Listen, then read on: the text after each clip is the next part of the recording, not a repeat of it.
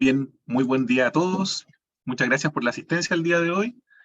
Nuestra videoconferencia del mes de mayo. Como siempre tenemos muy buena audiencia y para hoy día tenemos dos invitados, dos profesores de universidades, ¿no es cierto? Primero tenemos al doctor Jaime Godoy, neurólogo adultos, epileptólogo, formador de gran parte de los epileptólogos de Chile, es profesor titular de la Pontificia Universidad Católica y él nos va a conversar sobre ¿y qué son los neuroderechos? Vamos a aprender mucho yo creo en esta clase porque muy pocos lo tenemos tan claro. Y Bien. en la segunda parte va a estar el doctor Sebastián Vega, él es neurólogo pediátrico, también epileptólogo y es profesor adjunto del Departamento de Humanidades Médicas y Medicina Familiar de la Universidad de Valparaíso. Y él nos va a conversar sobre la incertidumbre en el diagnóstico y el tratamiento de la epilepsia. Sí, agradezco a ambos por presentarnos el día de hoy. Entre medio de las presentaciones vamos a tener preguntas y además vamos a revisar un poco nuestra página web, cómo se ha ido actualizando. Bien, doctor. Bien, Bien. doctor Godoy. Le dejo la pantalla. Muy bien. Eh, Déjame ver si... ¿Se está viendo mi presentación? Ahí está, perfecto. Perfecto, muy bien. Bueno, primero que nada, muchas gracias por invitarme. Este es un tema claramente en desarrollo, en que todos estamos atentos para aprender un poco. La presentación va a ser más bien breve en realidad, como lo había anticipado. Lo primero es lo que no son los neuroderechos, porque en general, intuitivamente, se piensa que los neuroderechos tienen que ver con los derechos de los pacientes con enfermedades neurológicas. O bien se piensa en algún grupo más específico, que son los pacientes que tienen hoy día el nombre de neurodiversos, por ejemplo, los pacientes con trastornos de déficit del espectro autista.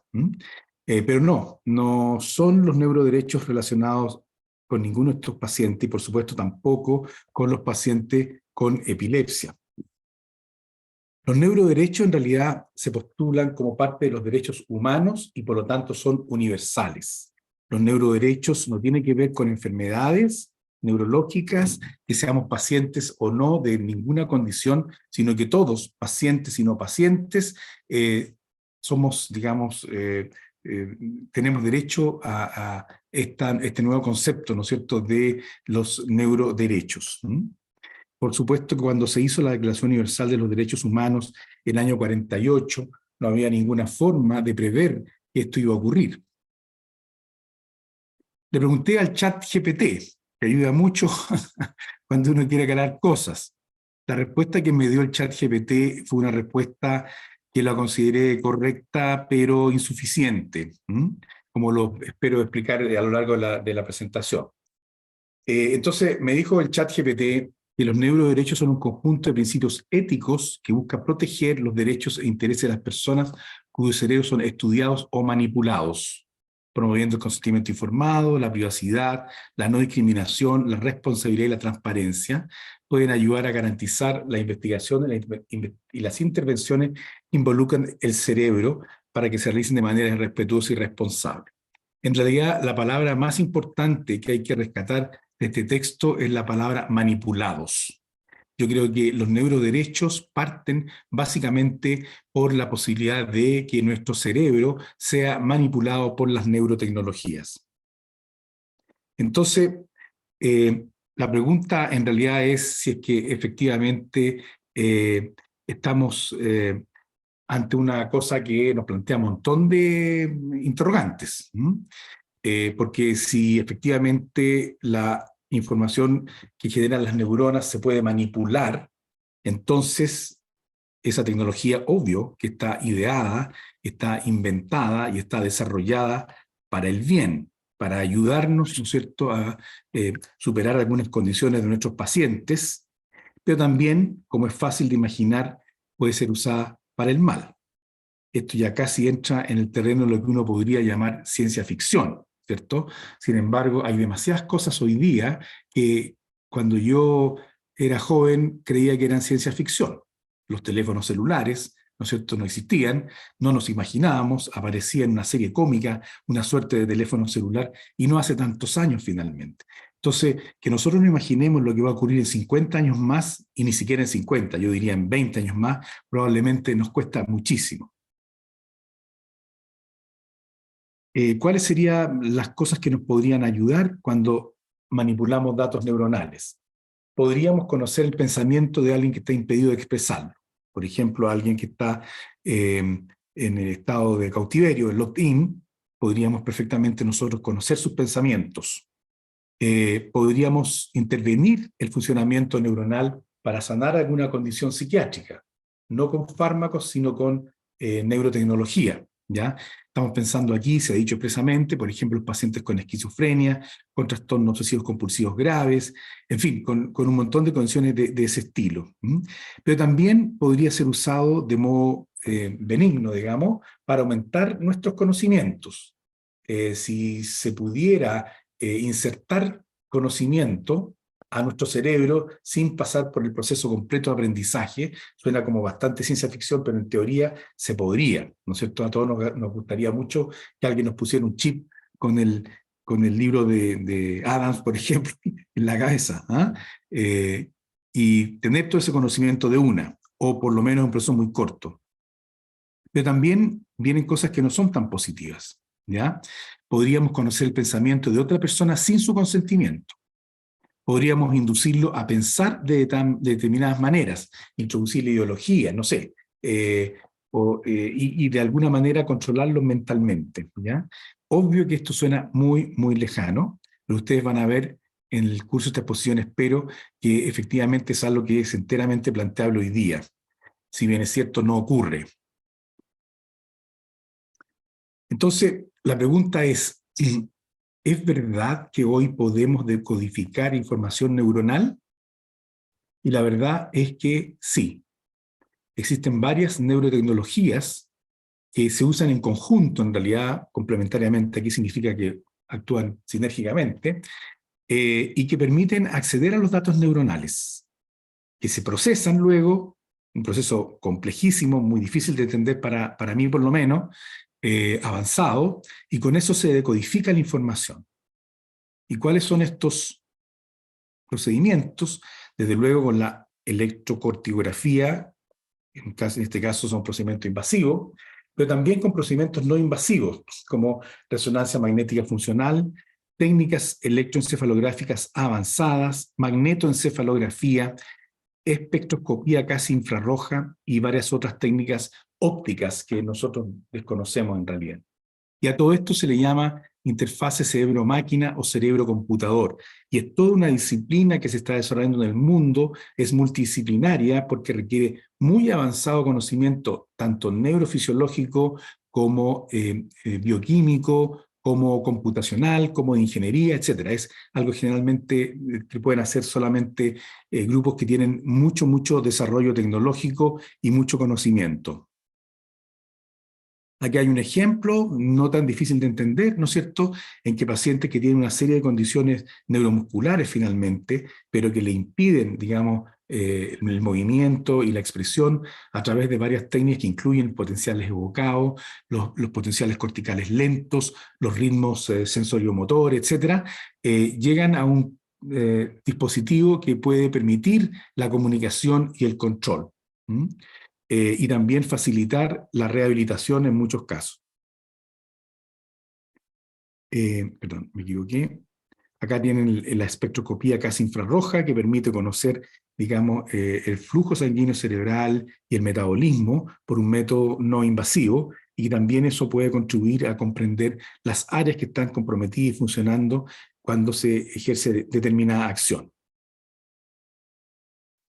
Ustedes van a ver aquí un video de una persona que ha hecho uso maravilloso en realidad de la neurotecnología. Es un artículo publicado en la revista Lancet del año 2013, o sea, hace ya 10 años. Espero que se escuche el audio.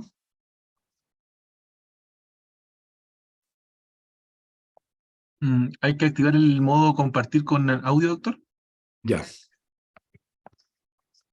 Vamos a ver si... a ver. ¿Y eso se hace cómo, perdona? Ya. En compartir aparece abajo a la izquierda, compartir con sonido. Compartiendo la pantalla.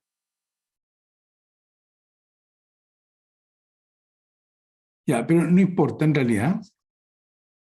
No, no se escucha, ¿no es cierto? Mm. En uso compartido ahí, en compartir pantalla. Cuando uno pone compartir pantalla, abajo Ya, hay dos líneas, que abajo hay una que dice compartir con sonido. ya, déjame ver si. Ahí sí. ¿Se escucha?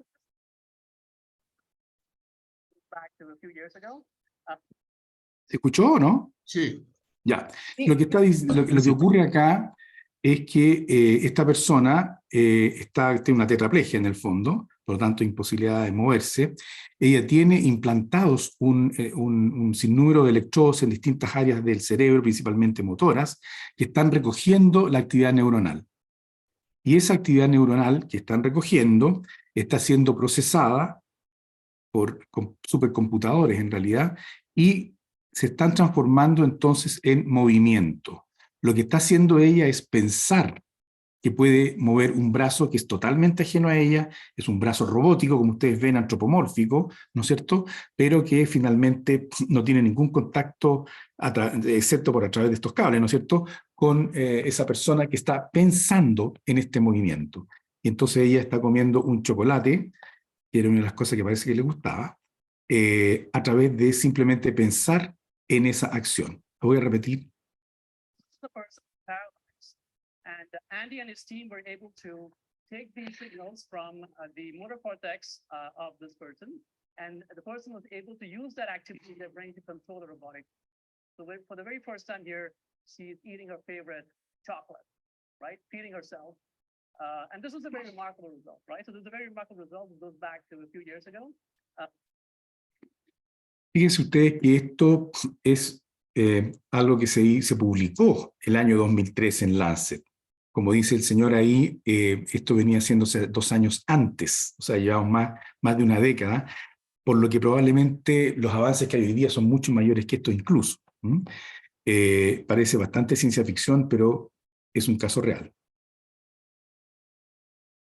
Y después tiene este otro caso, ¿no es cierto?, en que básicamente es lo mismo, solo que le permite escribir con escritura manual y con escritura tipeada.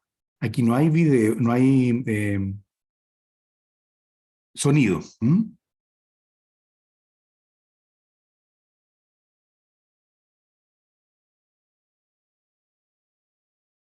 Y esto es una cosa un poco más compleja incluso que el movimiento simple, que no es tan simple tampoco. Entonces acá la persona está con un sistema parecido. Ustedes ven, tiene en su cabeza los electrodos, ¿no es cierto?, que están insertados en la corteza. Él está pensando y es capaz de imaginar que está escribiendo una determinada letra, y esa letra se expresa luego a través de, digamos, un computador, y la escribe en un computador.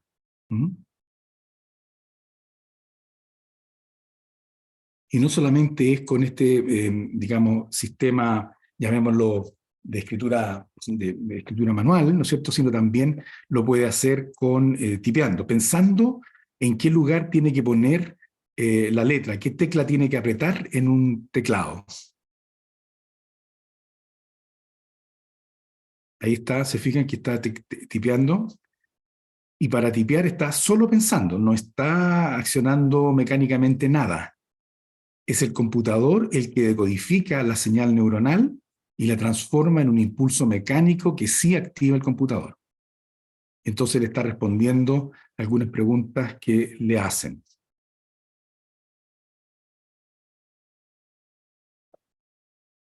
Esto fue publicado, me parece, el año 21. Entonces, de nuevo, esto es más o menos el sistema. Hay electrodos que están implantados. Por supuesto, antes se estudió cuáles son las áreas que se activan efectivamente cuando la persona está pensando en una determinada acción, y eso se transforma en datos, finalmente, datos matemáticos, computacionales, que son posibles de descifrar y transformar entonces de nuevo en un impulso mecánico que no tiene que ver con el cuerpo de la persona.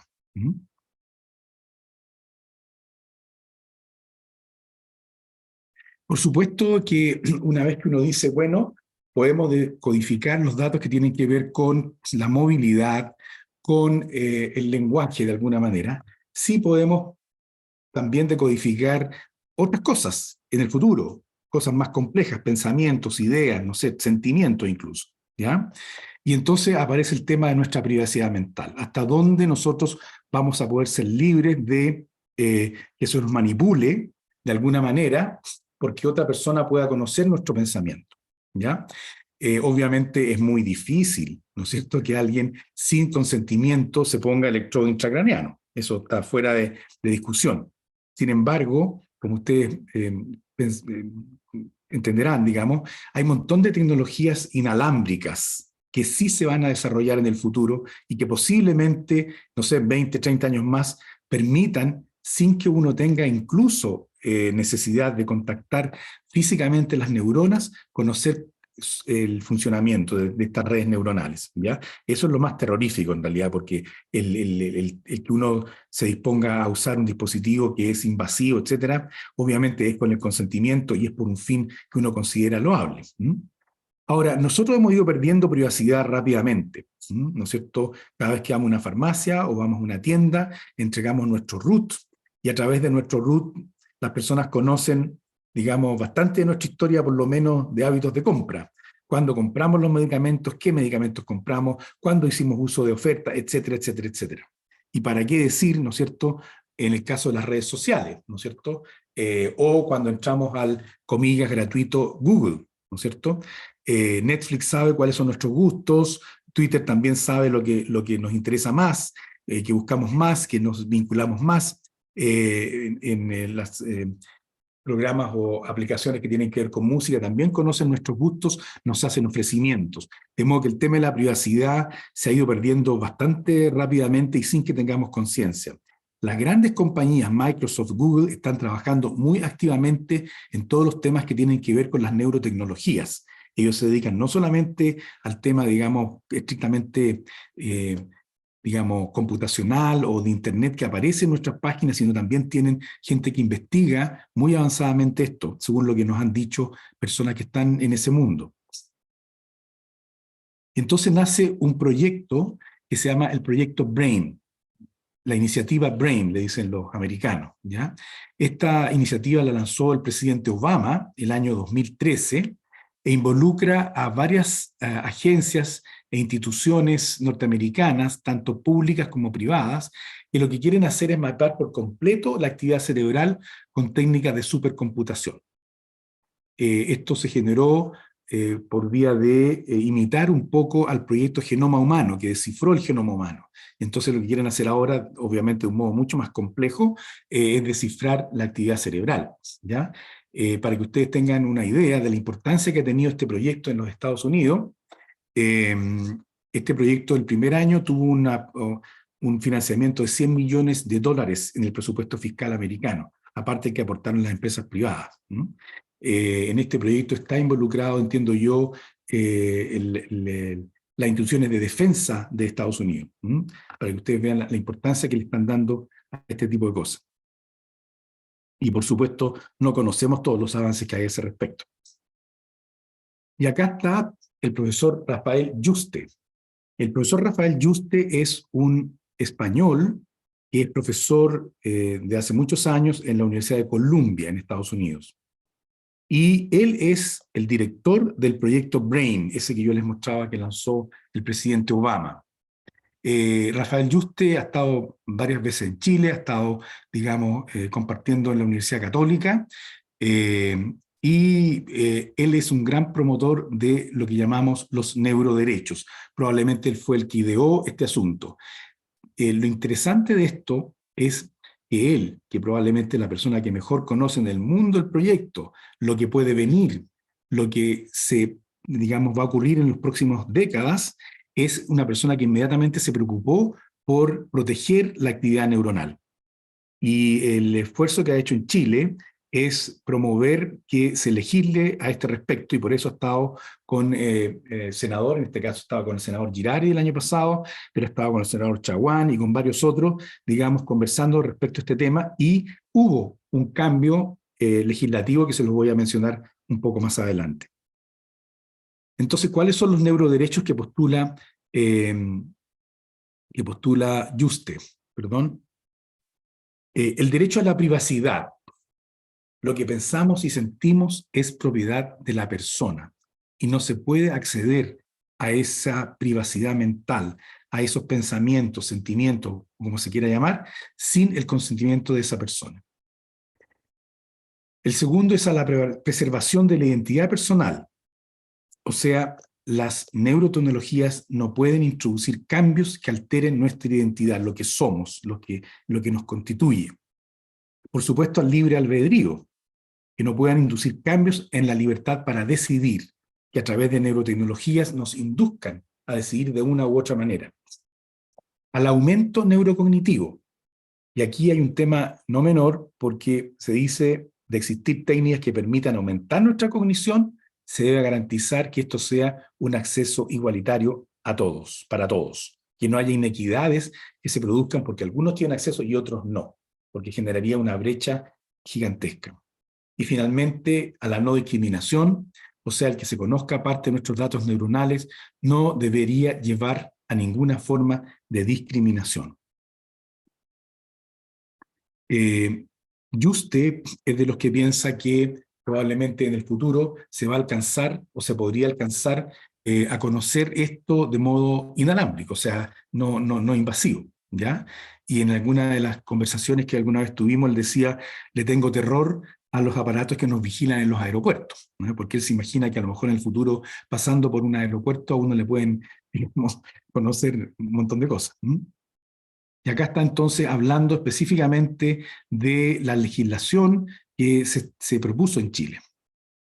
Estos dos proyectos, ¿no? La enmienda es al artículo 19, número 1, y define por primera vez en la historia la identidad mental como un derecho que no es manipulable a no ser que sea regulado por la ley. O sea, y esto es una cosa como una cuña que va a entrar, si se aprueba en la Constitución de Chile o en el futuro proceso constituyente, como la primera vez en la historia que esto ocurre, ¿no? Esto yo creo que es muy importante. Y el proyecto de ley, que ya tiene más contenido, más carne, empieza a definir las condiciones de la ley cuando se puede acceder o manipular la identidad mental. Y en este proyecto de ley también de una manera histórica se define jurídicamente por primera vez conceptos como la neurotecnología, las interfaz cerebro-computadoras, los neuroderechos. En este proyecto de ley se definen los datos neuronales con la protección legal de un órgano del cuerpo, se aplica la legislación existente en Chile de donación y trasplante de órganos a los datos neuronales, que es el máximo rigor dentro de la legislación médica de protección. Se aplica también el modelo médico y la legislación, el Código Sanitario chileno, al desarrollo e utilización de dispositivos no invasivos de neurotecnología. Esto también es una cosa completamente novedosa en el mundo. Y por último, se esfuerza a la educación de la ciudadanía con respecto a las consecuencias de esta tecnología. Yo creo que esto es lo más importante de hoy. Con toda mi humildad, nos quitamos de en medio porque lo que importa hoy son estos contenidos de la ley y de la enmienda de la Constitución, que, como digo, son punteros en el mundo y pueden, como habéis oído de otras personas, pueden ser modelo a seguir, y sé que nos están mirando con lupa, o se están mirando ahora mismo al Senado de Chile con lupa, organizaciones internacionales, las Naciones Unidas, la OECD, UNESCO y muchísimas compañías neurotecnológicas, no solo la IBM, sino compañías de todo tipo. Estos dos proyectos. Y efectivamente se generó un cambio a la Constitución, ¿ya? En Chile, y fue aprobado y publicado el año 21, en octubre del 21. Y este es un artículo único en el que se incorpora el concepto de actividad cerebral. Y dice, el desarrollo científico y tecnológico estará al servicio de las personas y se llevará a cabo con respeto a la vida y a la integridad física y psíquica. La ley regulará los requisitos, condiciones y restricciones para su utilización en las personas, debiendo resguardar especialmente la actividad cerebral, así como la información proveniente de ella. Esto fue publicado como les digo, el año 21, promulgado por el presidente Piñera. Entiendo que fue aprobado unánimemente por el Senado. Este es el primer país en el mundo que incorpora este derecho o habla de estas áreas, digamos, en su constitución. Y esto ha sido reconocido en muchos lugares y en muchas instituciones internacionales, como señalaba Rafael Yuste. Obviamente, ahora vamos a tener probablemente una nueva constitución y no sé exactamente, pero es posible que se mantenga este concepto. Pero además del artículo constitucional, ¿no es cierto?, se está discutiendo una ley que no ha sido aprobada todavía, que especifica con algún mayor detalle los conceptos estos, o sea, aterriza un poquito el concepto constitucional. Y habla de proteger la integridad física y psíquica de las personas por medio de la protección de la privacidad de los datos neuronales, del derecho a la autonomía o libertad de decisión individual, y del acceso sin discriminaciones arbitrarias a tecnologías que conlleven aumento de las capacidades psíquicas. Y, por supuesto, el derecho al control voluntario sobre el funcionamiento de cualquier dispositivo conectado al cerebro. Esta ley, como les digo, está en trámite todavía. Los principios generales están más o menos todos de acuerdo. Hay algunos detalles no menores que tienen que ver con la capacidad de usar neurotecnologías en pacientes que no tienen capacidad de consentimiento.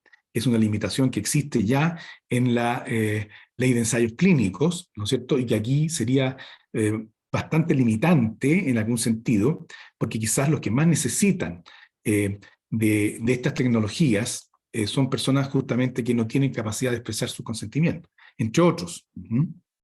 Pero también en la investigación. Entonces, en conclusión, el avance de las neurotecnologías potencia la interfase cerebro-computador y hoy ya permite descifrar datos neuronales. Este progreso permitirá importantes avances terapéuticos, como hemos esbozado, tanto en enfermedades psiquiátricas como neurológicos, pero ofrece riesgos, que es la manipulación inadecuada de estos datos neuronales. Entonces, los neuroderechos se postulan como un modo de impedir el mal uso de los datos neuronales. Chile se encuentra legislando de manera pionera en el mundo para establecer esos neuroderechos. Muchas gracias.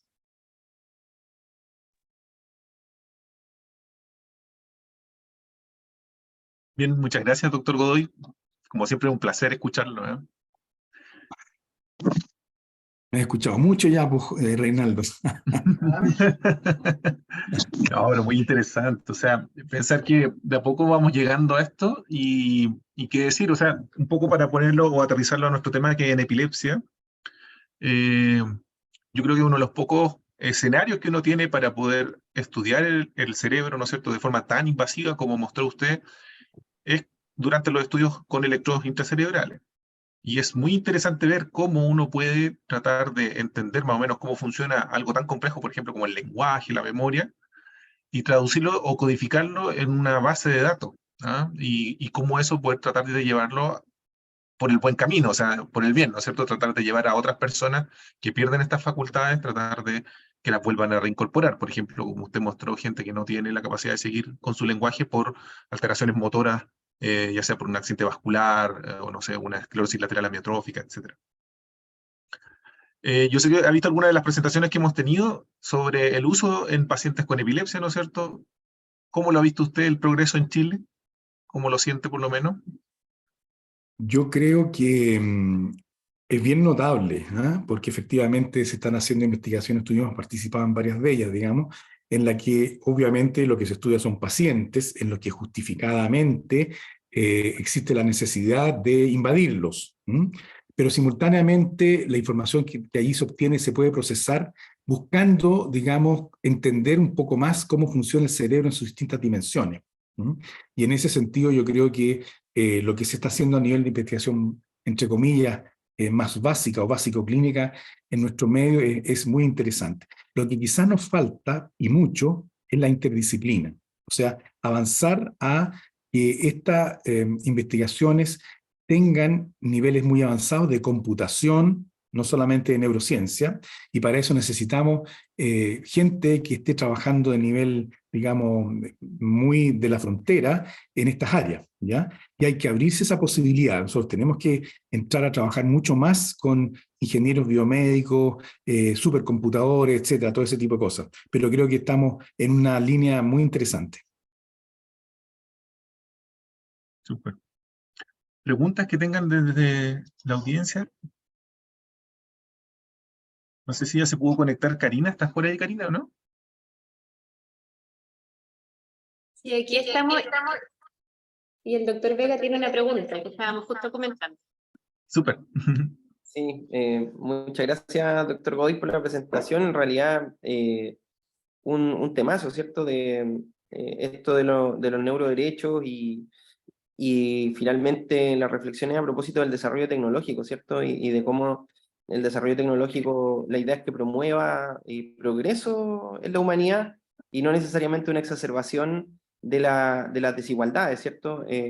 Quizá en este caso uno se pregunta cómo entender, por ejemplo, ciertas neurotecnologías hoy día que podrían estar influyendo en la conducta, incluso desde el punto de vista neuroquímico, quizá en el cerebro, y que sin tener una conexión directa o indirecta con el cerebro, igual están influyendo. Me refiero, por ejemplo, al uso del metilfenidato, ¿cierto? Como un aumentador cognitivo, y de qué manera, al legislar sobre esto, se plantearía entonces un acceso equitativo a estas formas de aumentación cognitiva, y por lo tanto, de qué manera entender los métodos de aumentación cognitiva como un derecho versus el abuso y el uso cosmético que muchas veces tiene en diferentes contextos, particularmente el metilfenidato.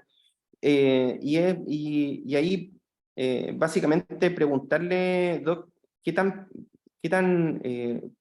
cercano considera usted que estamos de, por ejemplo, métodos que puedan introducir ciertas ideologías de manera con una interfase cerebro-computador que pueda en el fondo manipularnos mentalmente para efectos de algún cambio de la conducta, considerando que, por ejemplo, a propósito de los sesgos de inteligencia artificial, que es algo que también plantea este proyecto de ley, se conoció lo de Cambridge Analytica en Facebook, cómo con el uso de redes sociales se pudo, por ejemplo, realizar un cambio en la elección de Estados Unidos cuando ganó Donald Trump. Y eso fue, digamos, filtrado por Facebook, información que fue comprado por esta empresa. Por lo tanto, yo creo que este tema nos abre muchas interrogantes, ¿cierto?, sobre lo que está ocurriendo hoy día en términos de la manipulación y del control de la conducta, pero ¿qué tan cercano cree usted que estamos de tecnologías que puedan introducir ciertos cambios en la mente a través de una interfase, por ejemplo, cerebro-computador? Sí, la verdad es que a mí me suena todavía ciencia ficción. Pero Juste, por ejemplo, no dice eso. Juste dice que de aquí, no sé, a 20 años, sí va a ser posible mucho más, porque él, claro, tiene mucho más conocimiento hasta dónde va. Seguramente hay información que no conocemos, que es bastante secreta todavía, que tienen las grandes compañías, pero probablemente en pocas décadas, a ustedes les va a tocar vivir, a mí probablemente no, ¿no es cierto?, que sí haya metodologías que van a permitir acceder a la información neuronal. La mala noticia es que ya estamos siendo manipulados, ¿ya? O sea, no groseramente como que nos pongan un chip, eso, digamos, todavía es de las películas, ¿no? Pero sí, digamos, con técnicas, ¿no es cierto? Las técnicas de marketing son técnicas de manipulación, ¿no es cierto? Existe bastante pensamiento sobre eso. Hay un premio Nobel de Economía, que no era economista, sino que era psicólogo, que se ganó el premio Nobel por las investigaciones que ha hecho acerca de cómo las técnicas de marketing nos convencen, nos inducen y cambiamos nuestros hábitos de compra. Por supuesto, es algo que nosotros lo comprendemos y entendemos que está ocurriendo, ¿ya? El tema que tú planteabas, ¿no es cierto?, de manipular en el sentido político, de alguna manera también es así, ya en marketing político, el tema de que nosotros queremos pensar todo de una manera muy lógica, cuando tenemos un pensamiento intuitivo que funciona en paralelo con este otro pensamiento lógico, ¿ya? El producto a 4.990 es una demostración de que efectivamente nosotros tenemos de repente bloqueo, porque 4.990 son 5.000, no son 4.000 y tanto, ¿cierto? Bueno, y así hay un montón de cosas del mismo tipo, las rebajas y qué sé yo.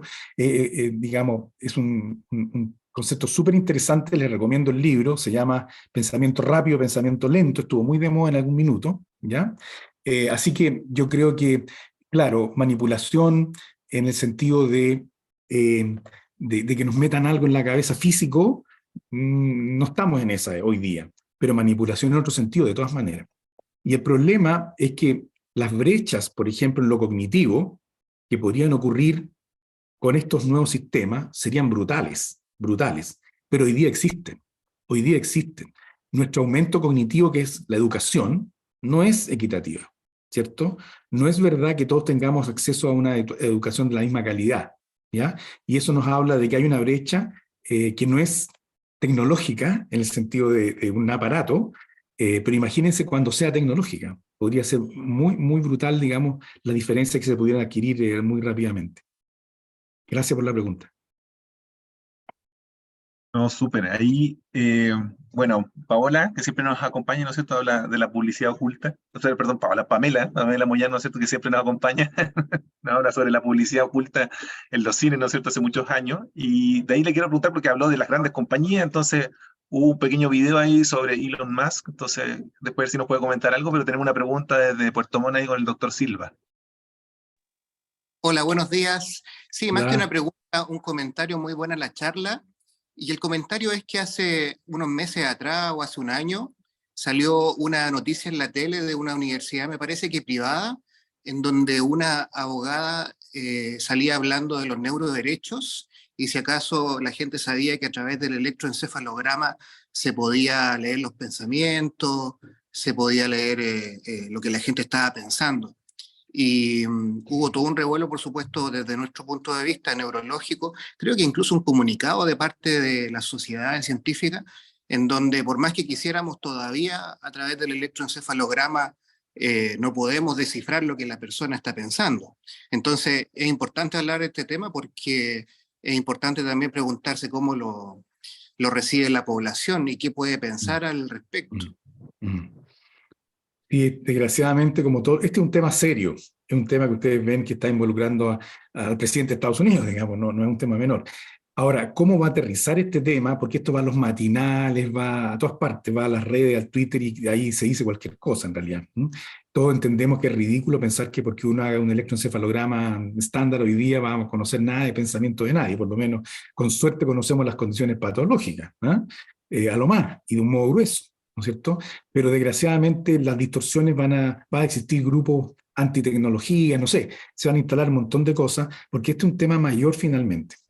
Pero claro, desgraciadamente el aterrizaje puede ser muy, muy irregular, depende del terreno en que llegue, como en todas las cosas.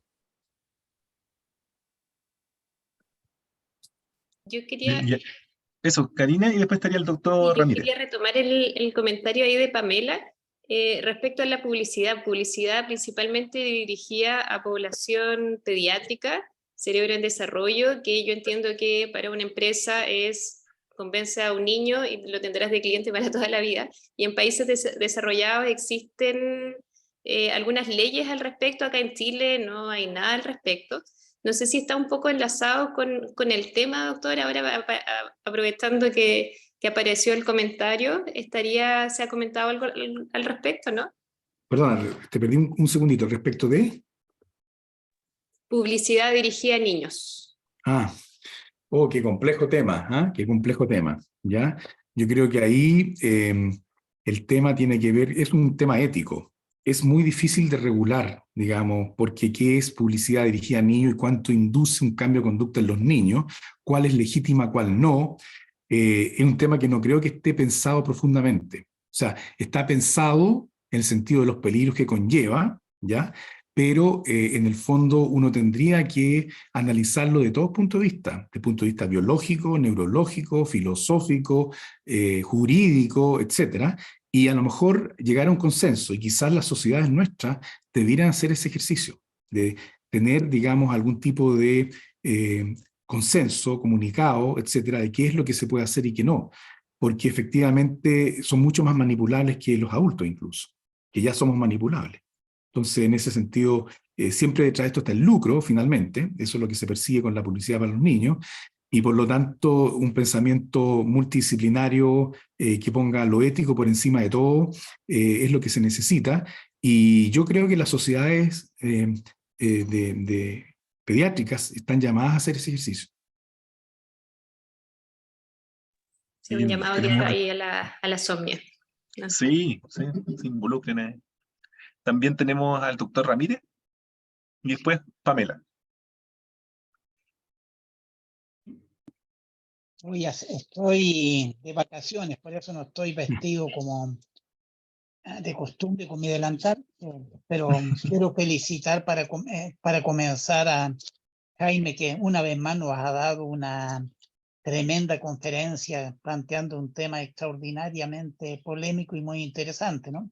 Acá quería recordar que la tentativa de conocer el pensamiento humano más allá de lo que el ser humano expresa es bien antigua, ¿no? Por ejemplo, tenemos en la Biblia el ejemplo de José interpretando el sueño del faraón. Tenemos más adelante un libro de Ismael Cadaré extraordinario que se llama El Ministerio del Sueño, en el cual imagina un ministerio del decadente Imperio Otomano, en el cual todos los sueños de todos los sujetos deben ser transmitidos a los burócratas para que ellos decidan cuál sueño es realmente relevante. ¿Ya? Ejemplos de manipulación tenemos muchos, y el peor de todos, sin duda, tiene que ver con nuestra civilización cristiana occidental, que fue la manipulación de las masas que partieron a la cruzada, ¿no? Y que cometieron atrocidades que aún recuerda el mundo islámico. Son nuestros antepasados y en nuestra civilización, hay que decirlo, pero eso fue un acto de gran manipulación. Ahora, el riesgo de manipulación de masas yo creo que es bien difícil que pase por la neurotecnología o por lo individual. Incluso del punto de vista individual podrían llegar a saber qué es lo que yo pienso en la superficie, pero yo mismo no sé qué es lo que pienso, esa es la verdad. Nadie puede saber en qué medida nuestro pensamiento está condicionado por una multiplicidad de otros factores, de tal manera que lo que yo pienso está determinado por mis emociones, mis recuerdos, mis elecciones. Lo que yo creo estar pensando muchas veces no es nada más que el reflejo de otros pensamientos. Por eso yo no le tengo tanto miedo a la neurotecnología directamente, sino que a estas otras tecnologías de manipulación de masa que así han funcionado y sigan a seguir funcionando. Muchas gracias, doctor. ¿Pamela? Sí, hola, buenos días para todas y todos. Súper certero lo que dice el doctor Ramírez. Quedé más plop con la presentación del doctor Godoy, pero con lo que también dice el doctor Ramírez. La verdad es que era solamente hacer como un llamado a si alguien participa de alguna comisión que sea asesora, porque lo que decía el doctor Godoy respecto de la ley que está actualmente, que decía la letra C respecto de los dispositivos conectados al cerebro. Pero tenemos que ya pensar, digamos, no solo en los conectados. Entonces eso también debería quedar estipulado en la ley, o si no estamos todos desprotegidos. Sí. Eso. Tienes mucha razón, Pamela. Lo que pasa es que conectado se puede entender como conectado físicamente o inalámbricamente, ¿cierto? Pero quizás sería prudente explicitarlo. Toda forma de conexión cerebral, por ejemplo. Exacto. ¿Algún comentario, doctor? No sé si pudo ver el video de Elon Musk sobre el proyecto que tiene la evaluación y todo de cerebros humanos.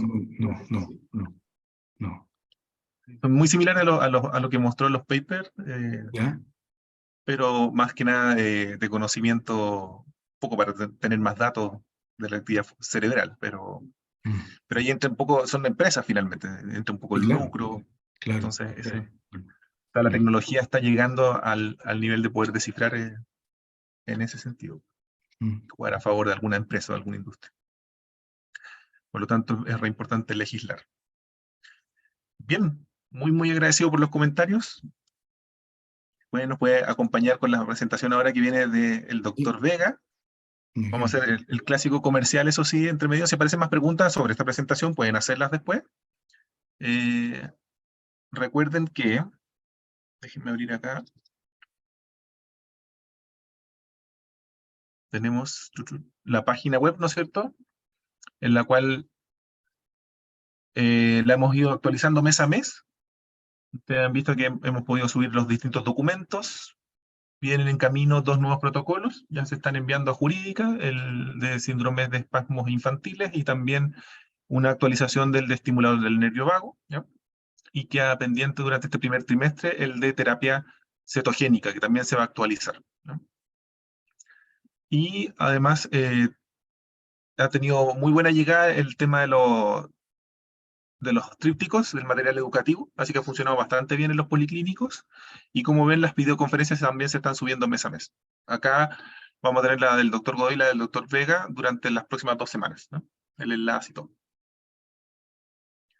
Pueden utilizarlo cuando gusten. Vamos a poner después al final, y ahí vamos a pedir ayuda a todo el equipo de químicos farmacéuticos, en especial ahí lo vamos a enlazar con Ricardo, que lo veo conectado, para que podamos tener acá una ayuda a memoria, en especial para los medicamentos que están asequibles en el GES, y la forma de hacer las solicitudes para los que son medicamentos de forma extraordinaria también, ¿ya? Para ayudar ahí en la atención médica más pronta. Tanto de atención primaria, secundaria y terciaria. Bien. Pasamos al siguiente conferencista, entonces, el doctor Vega. Muchas gracias, Sebastián, por acompañarnos el día de hoy. No, gracias a ustedes por la invitación. En realidad, yo creo que estos temas nos plantean la necesidad como de incorporar cada vez más aspectos de humanidades, porque, por ejemplo, el tema que nos planteaba el doctor Godoy sobre neuroderecho claramente hace referencia a una necesidad de pensar preguntas que muchas veces son preguntas filosóficas, ¿cierto? ¿Qué es la mente, por ejemplo? ¿Hay alguna relación entre la actividad cerebral y la mente? ¿Está necesariamente contenida la mente solo en la actividad cerebral? O, por ejemplo, lo que plantea el doctor Ramírez, a propósito de el libre albedrío.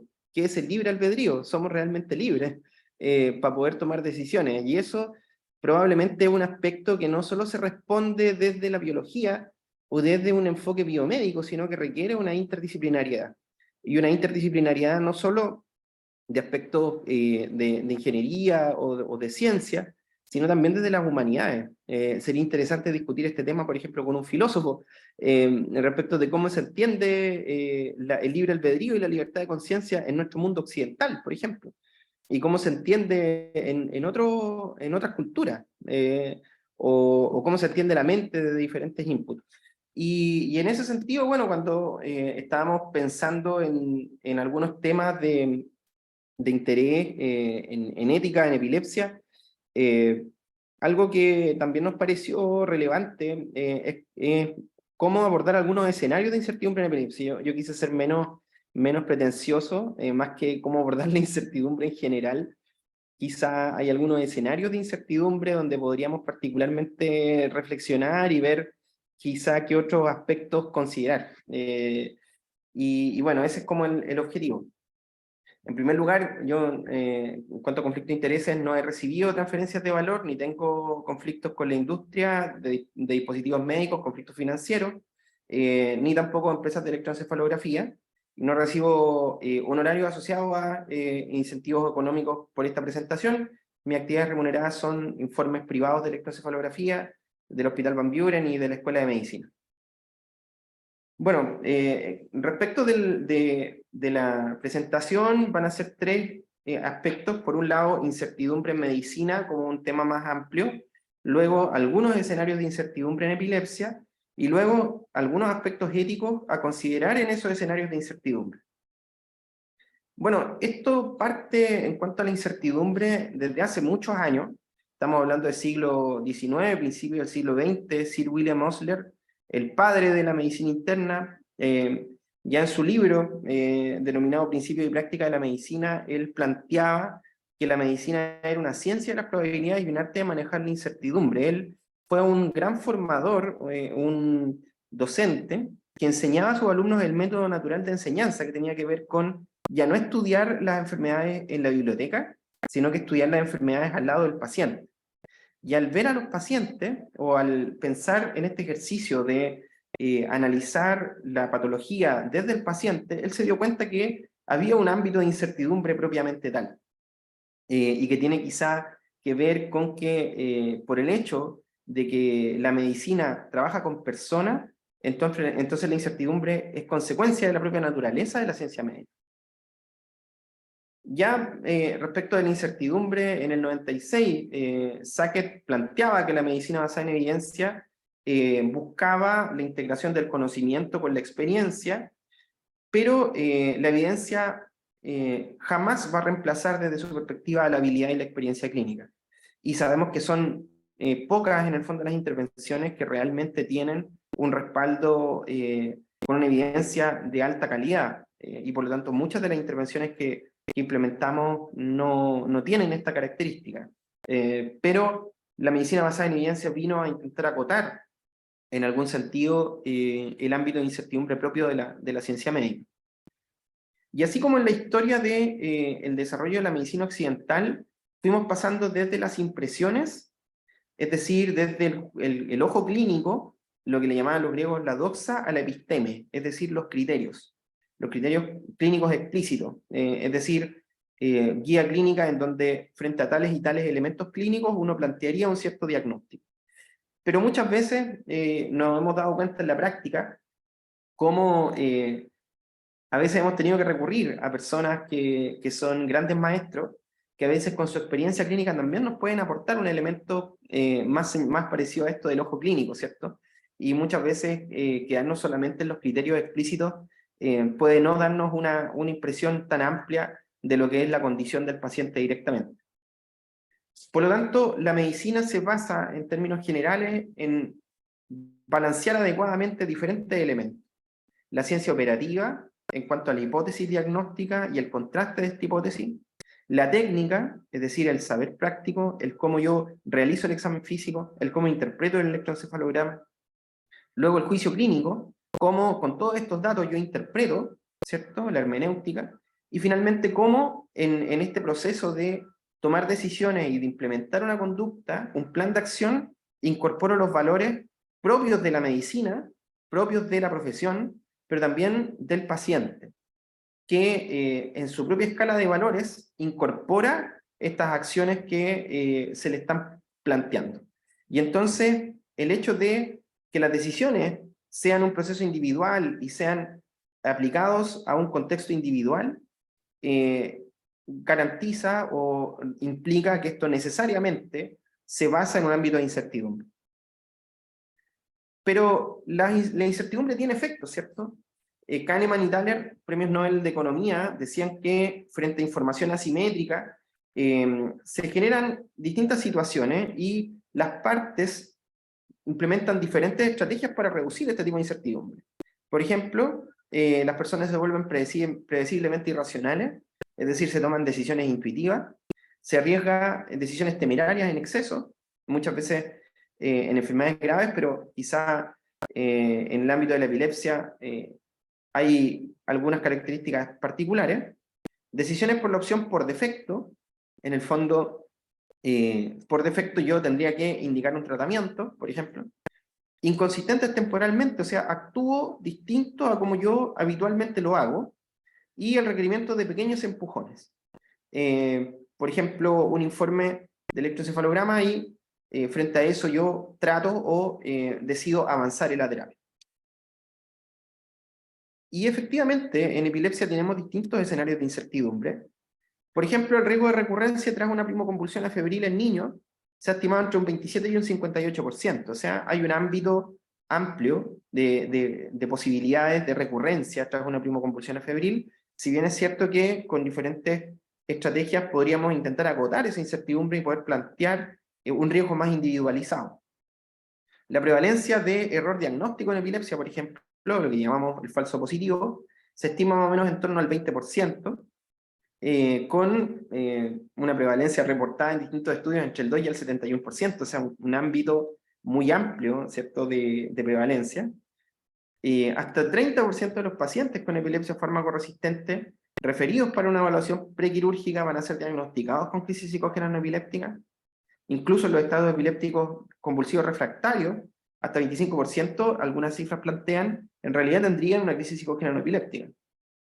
Y la tasa de falsos negativos se ha descrito en torno al 5 a 7%. Falsos negativos como, por ejemplo, tratar como crisis de pánico una epilepsia del lóbulo temporal, o tratar como un trastorno psiquiátrico una epilepsia del lóbulo frontal, con crisis, por ejemplo, hipermotora, o muchas veces epilepsias generalizadas genéticas que son diagnosticadas como epilepsias focales y que también en ese escenario de incertidumbre, ¿qué será? ¿Ser una epilepsia focal? ¿Ser una epilepsia generalizada genética?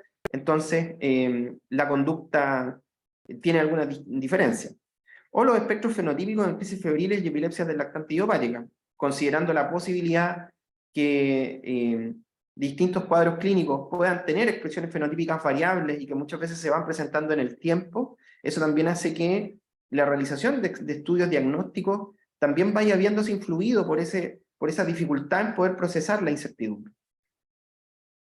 La epilepsia tiene algunos aspectos propios, por ejemplo, alta carga de enfermedad en el paciente y su familia, las consecuencias de la exclusión social y el estigma que todos nosotros conocemos y que nuestros pacientes habitualmente nos cuentan, las barreras en el acceso a la atención de salud, especialmente en aquellos pacientes con epilepsia fármaco-resistente, a pesar de que los avances han sido permanentes y han sido progresivos en lograr acortar estas brechas de acceso, y comorbilidades psiquiátricas y neurológicas también que pueden tener las personas con epilepsia. Retomamos el concepto del error diagnóstico como un escenario también de incertidumbre, el diagnóstico de la epilepsia como un escenario de incertidumbre en algunos contextos. Ahora, se ha descrito entonces que la tasa de falso positivo es en torno al 20%. Ahora, ¿por qué ocurre un error diagnóstico en medicina?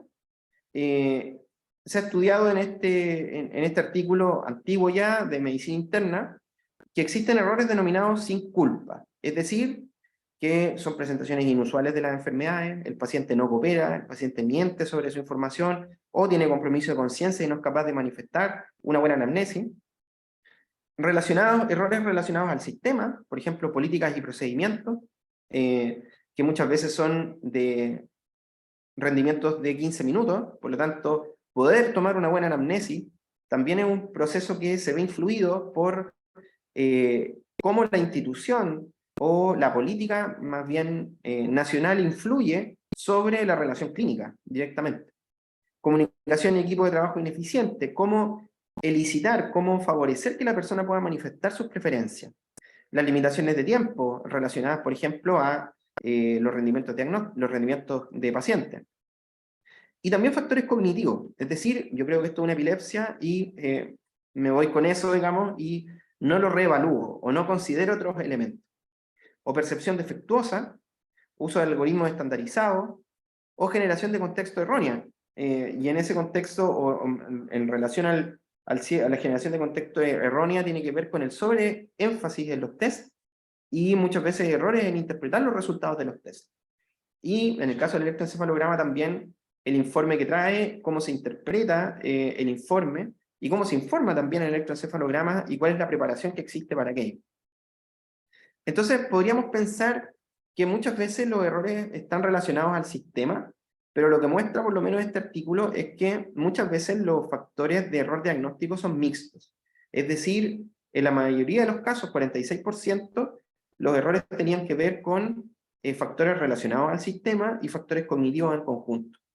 O sea, no siempre hay una pura causa o no siempre hay un solo problema, sino que a veces es una suma de aspectos. En un ámbito de incertidumbre como por ejemplo el diagnóstico de la epilepsia. Esta es una revisión sobre error falso positivo en epilepsia. Acá 18% del diagnóstico incorrecto se generó, digamos, en el total de pacientes incorporados en esta revisión, con descripciones de acuerdo a los estudios entre 2 y 71% entre distintos centros, y las causas más comunes eran síncope y crisis psicógenas no epilépticas. Ahí quizá la conducta de pedir al síncope un electroencefalograma que a lo mejor muestre una alteración inespecífica o alguna alteración específica que puede tener también un porcentaje de la población, puede ser un elemento que afecte esta mayor tasa de falso positivo. Entonces, ¿qué razones podemos encontrar en epilepsia puntualmente? La historia es una fuente importante. Muchas veces la consideración de las banderas rojas o como un elemento muy discriminatorio, esto es que el paciente haya tenido lesiones, episodios que surgen desde el sueño, de manera aparente, o incontinencia urinaria. Eso ha mostrado muchas veces no tener un valor tan importante desde el punto de vista discriminatorio, y quedarse con esos elementos a veces puede ser también un factor confundente. O un EEG sobreleído, y esto fue la traducción literal del inglés, pero que en el fondo tiene que ver con la lectura de un electroencefalograma normal como anormal, por ejemplo, sobrelectura de variantes normales o de variantes de significado incierto. Estamos hablando de las lentitudes temporales en somnolencia, estamos hablando de la hipersincronía también en la somnolencia, o las lentitudes asociadas a la hiperventilación. Por otro lado, tener un electroencefalograma anormal en el contexto de una crisis psicógena no epiléptica no necesariamente plantea mayor riesgo de una epilepsia, considerando de que 50% en algunas series de pacientes con crisis psicógena han mostrado alteraciones electroencefalográficas, si bien la mayoría de ellas inespecíficas. Por otro lado, percepción de mayor riesgo al no diagnosticar epilepsia que al sobrediagnosticarla.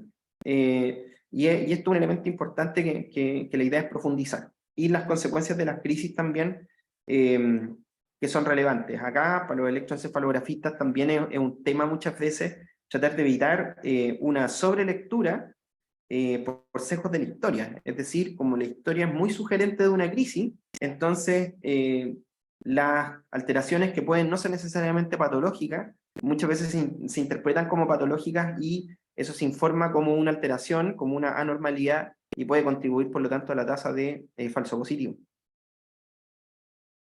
Respecto de los elementos clínicos, esto va a ponerle un poco más de pelo a la sopa, ¿puede la semiología predecir en el fondo las crisis psicógenas no epilépticas? Este es un estudio que se hizo con videoelectroencefalografía y con presencia de testigos, y la verdad es que los signos clásicos considerados diferenciadores, estamos hablando del movimiento pélvico, el cierre ocular forzado, los movimientos de cabeza de lado a lado, no alcanzaron una significancia estadística, al menos en este estudio, para poder diferenciar de una crisis psicógena no epiléptica.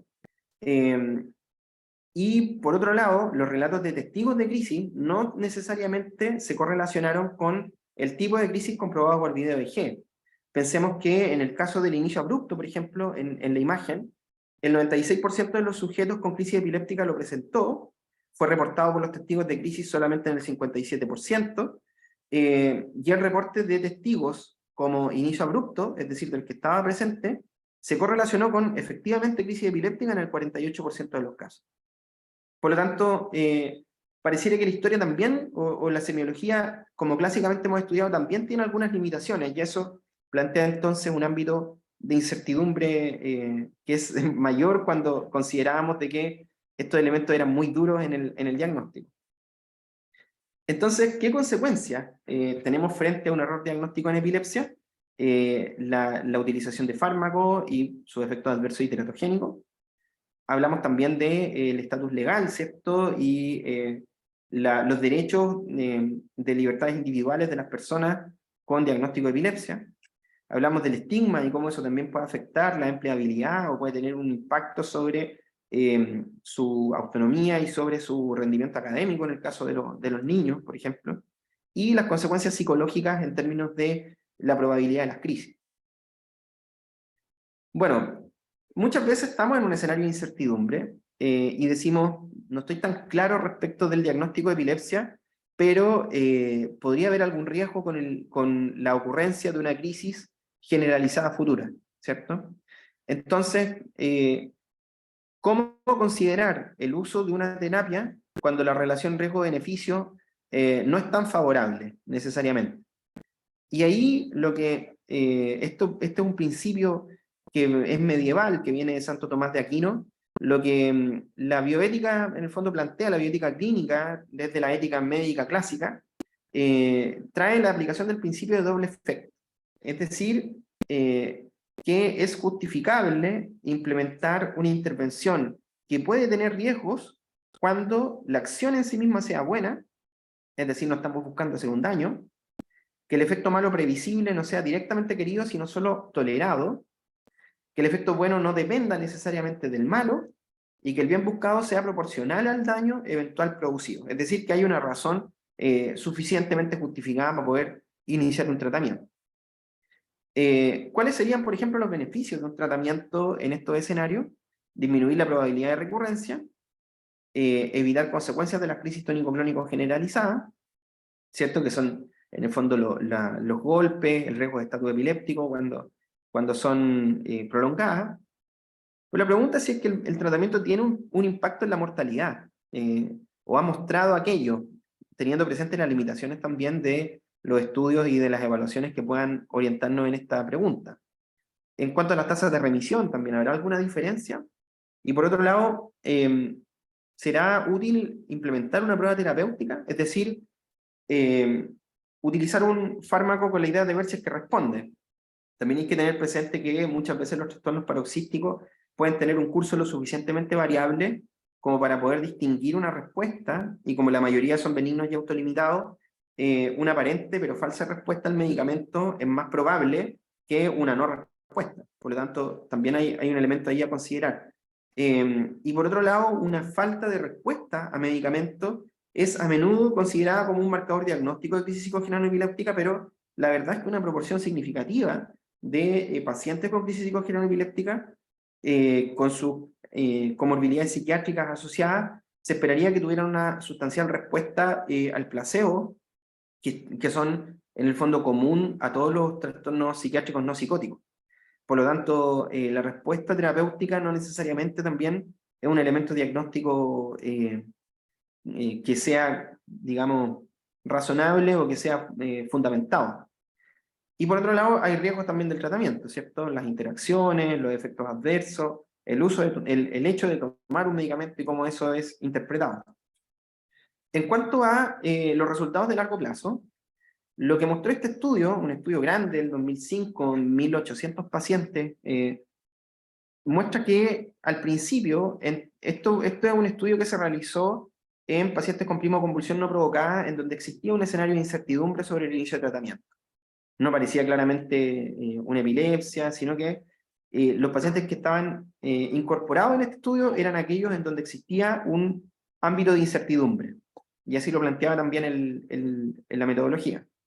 Lo que mostró este estudio es que con el inicio inmediato de fármaco versus un inicio diferido, es decir, después de que recurriera nuevamente una crisis, es que hubo diferencia de la recurrencia precoz, pero en largo plazo hubo escaso efecto en términos de el impacto en la epilepsia o el riesgo de tener epilepsia directamente. Y por otro lado, este estudio también plantea las consecuencias del uso de fármacos.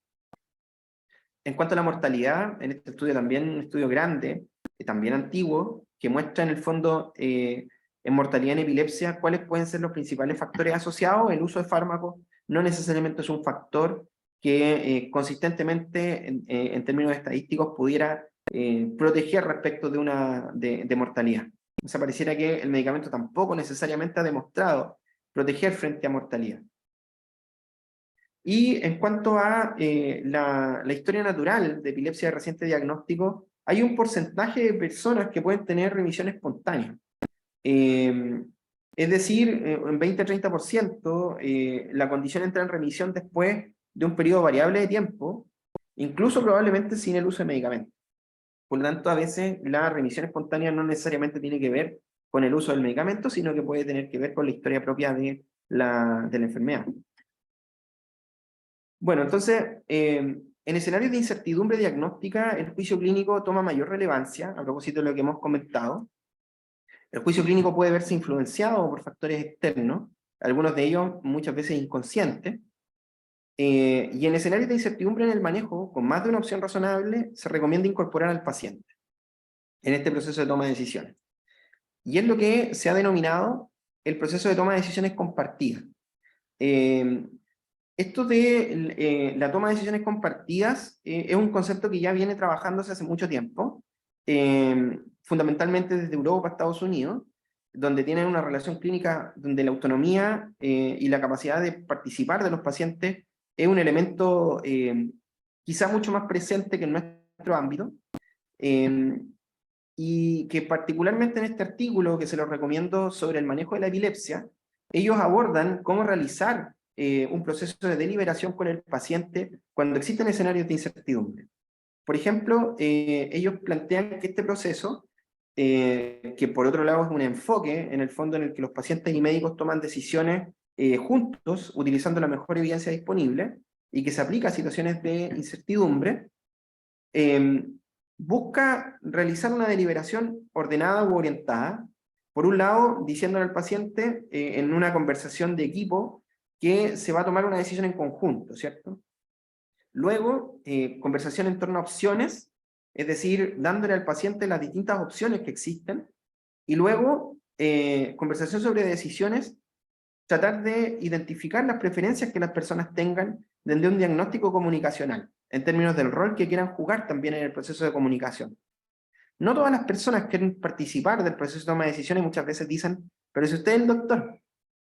Y ahí pareciera que ellos desde la confianza depositan entonces la opción más razonable que su médico en la beneficencia propia del acto médico se recomiende. Pero hay algunas personas que plantean también ahí en ese contexto sus propias preferencias, y es importante incorporar esas preferencias en el proceso de toma de decisiones cuando aquello contribuye necesariamente a su bienestar.